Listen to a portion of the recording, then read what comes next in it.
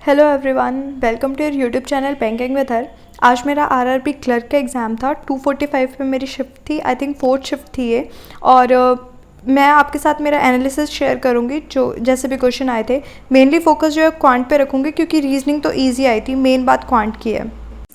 Quant में एक DI थी जो रन्स पे बेस्ड थी, बाउंड्रीज पे, और इसमें प्लेयर्स के नाम दिए हुए थे और number of force hit by them and number of sixes hit by them, तो ये दिया हुआ था।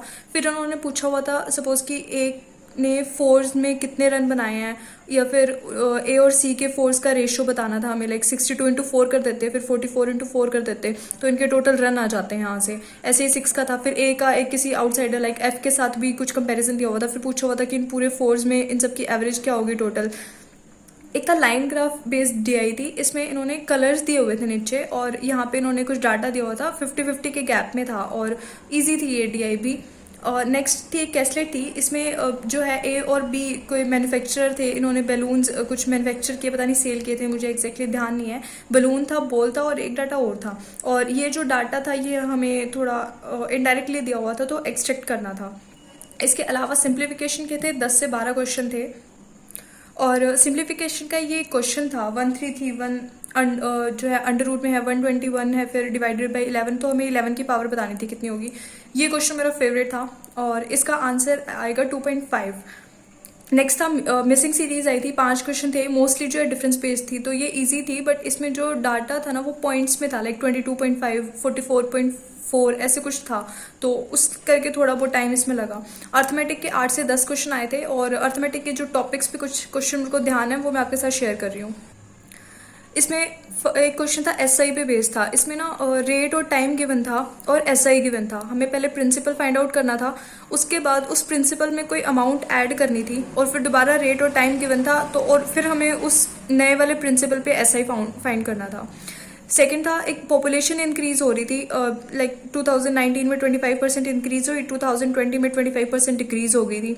और 2019 और 20 की पॉपुलेशन का हमें डिफरेंस गिवन था, तो शायद इसमें 2018 की हमें पॉपुलेशन कैलकुलेट करनी थी। नेक्स्ट था एक फैमिली है, उसमें 9 मेंबर्स हैं और उन सबकी प्रेजेंट एज का एवरेज हमें गिवन था। और फिर दिया हुआ था कि जो यंगेस्ट मेंबर है ना उसकी एज 6 ईयर्स है, और फिर फैमिली की एवरेज एज निकालनी थी 6 ईयर्स अगो की, और इसका आंसर शायद 27 आया था। एग्जैक्टली तो ध्यान नहीं है, बट शायद 27 ही था। एक बोट एंड स्ट्रीम से भी क्वेश्चन था और मिक्सचर एंड एलिगेशन का एक क्वेश्चन था। थोड़ा सा इसमें थोड़ा सा ट्रिकी था, बट बहुत ज़्यादा ट्रिकी नहीं था। और सेकेंड एक था प्रॉफिट एंड लॉस पे था।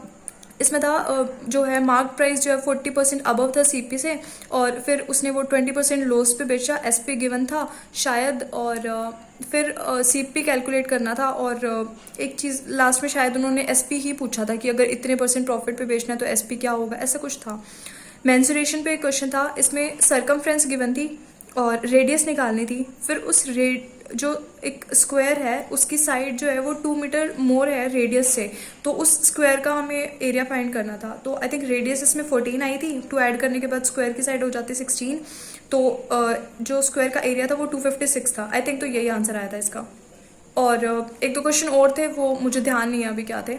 ओवरऑल जो क्वेश्चन था वो इजी था एग्जाम, बट थोड़ा सा कैलकुलेटिव था। और ये ऐसे रिएक्शन क्यों आ रहे हैं टफ वाले, क्योंकि हम आरआरबी क्लर्क के लिए हमारा एक माइंडसेट है कि क्वेश्चन तो बहुत ज़्यादा इजी आने वाले हैं इस क्वेश्चन में, तो वो एक्सपेक्टेशंस वैसी थी नहीं। जैसे एग्जाम आ गया तो इस करके थोड़े रिएक्शन ऐसे आ रहे हैं कि टफ था, बट एग्जाम टफ नहीं था, थोड़ा कैलकुलेटिव ज़रूर था।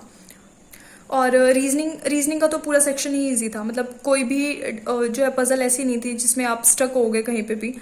और इसके अलावा अल्फान्यूमेरिक सीरीज आई थी, वो भी इजी थी, और पजल भी इजी थी सारी, और सारा मतलब ओवरऑल इजी ही था। और मैंने रीजनिंग में अटेम्प्ट किए थे 39 क्वेश्चंस, और क्वांट में मैंने अटेम्प्ट किए थे 38 क्वेश्चंस। और मेरे हिसाब से तो 100% एक्यूरेसी होनी चाहिए, बट देखते हैं अभी क्या रिजल्ट आएगा। तो जिनका भी एग्जाम अभी तक नहीं हुआ है ना, थोड़ा सा मेंटली प्रिपेयर होकर जाना कि कैलकुलेटिव आ सकता है। बाकी आई होप कि आपकी प्रिपरेशन बहुत अच्छी चल रही होगी अभी तक, तो बस थोड़ा सा कैलकुलेशन पे वर्क कर लेना। अभी 2-3 दिन आपके पास है आराम से, तो आप अच्छे सा बहुत अच्छा स्कोर कर सकते हो, नो डाउट। और फालतू के रिव्यूज़ में मत पढ़ना कि टफ आया था, कुछ भी आया था। देखो एग्जाम है ना, सबके लिए सेम है, ठीक है। अगर आप थोड़ी कैलकुलेशन कर लोगे तो आपको एज है उस चीज़ का। और अगर किसी का 4th शिफ्ट में एग्जाम था तो अपने अटैम्प्ट ज़रूर शेयर करना, इवन चाहे 1st, 2nd, 3rd शिफ्ट के भी अपने अटैम्प्ट ज़रूर शेयर करना। And if you like the video please share and subscribe the channel. Thanks for watching.